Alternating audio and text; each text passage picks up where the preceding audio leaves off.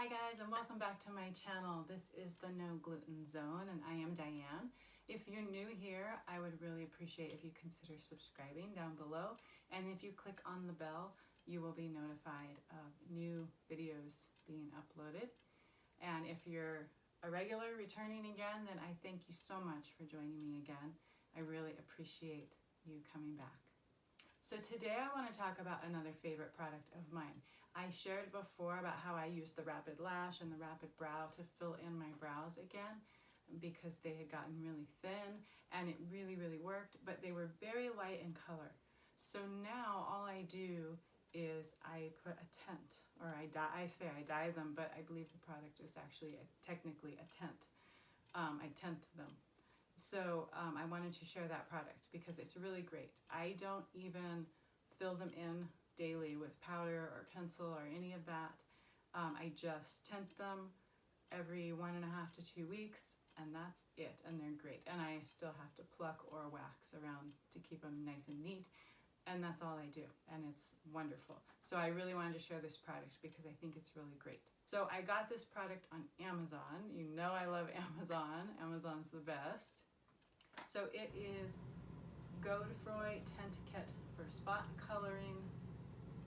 I believe it said it was for facial hair, but I think it said it was not safe for eyelashes. I think they have a separate kit for eyelashes, so I think it's Godefroy, if I'm saying that correctly. This is, I use medium brown.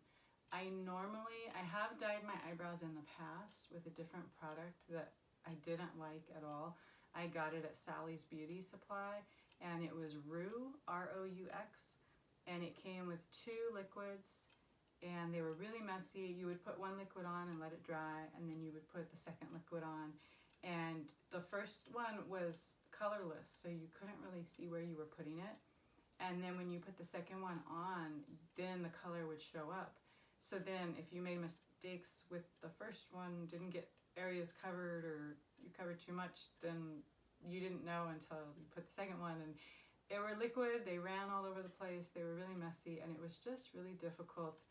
And my eyebrows were very sparse back then too, so it didn't really look good anyways. And with their kit, they had brown and black, and I was actually using the black. I felt like their black was closer to a dark brown, and so I was going to order a dark brown with this kit, but I noticed in the reviews people were commenting that their colors were much darker than they had expected. I saw several people saying that, so I went ahead and chose the medium brown, and it's good. It's plenty dark for me because I like it pretty dark brown.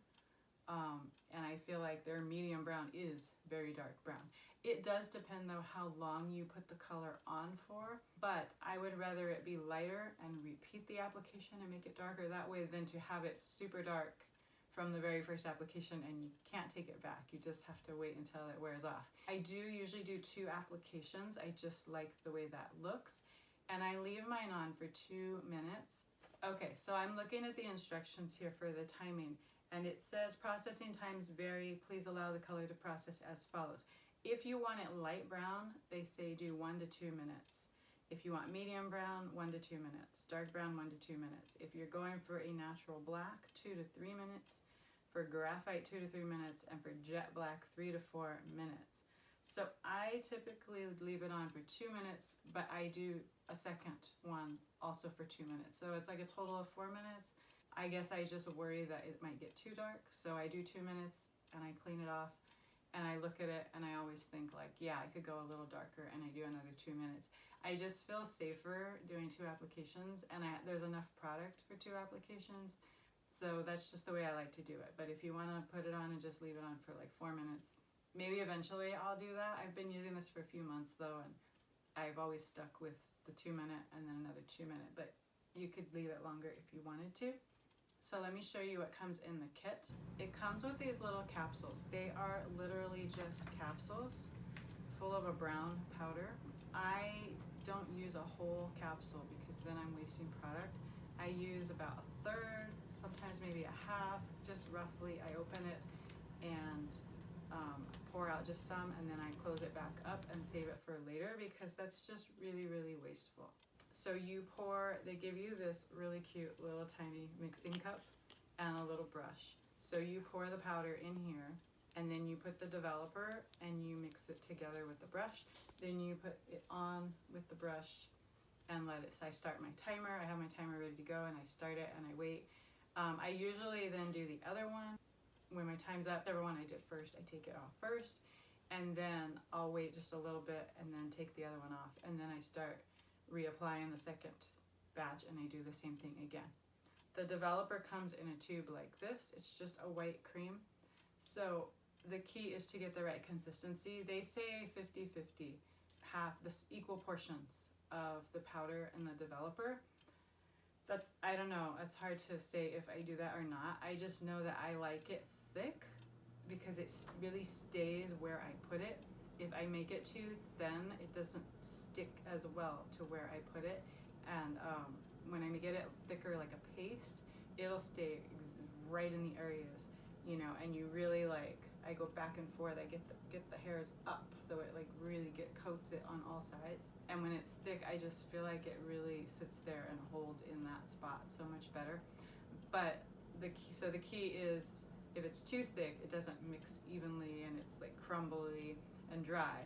So you need it moist enough to make a paste, but not so much that it's runny. I mean, you can still use it if it's runny, and I've had to do it a few times, but you want to get the hang of getting the right consistency.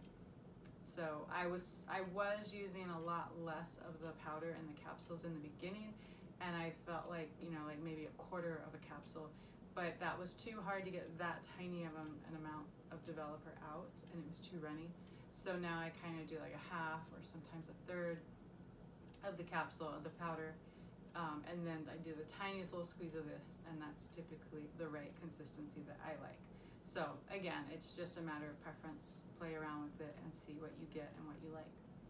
So looking at the pros and the cons of this product, the pros for me, it works great, it looks great, it's affordable, it's easy to do. I mean, less than 10 minutes probably I've got my brows done, and it lasts, I would say 1.5 to 2 weeks it lasts for me. For cons, I really couldn't think of any. Maybe if you don't like DIY kind of stuff, maybe you think it's messy, maybe you just don't like doing it yourself,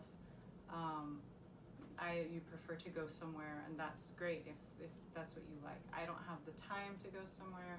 I don't want to pay extra money to pay someone to do it.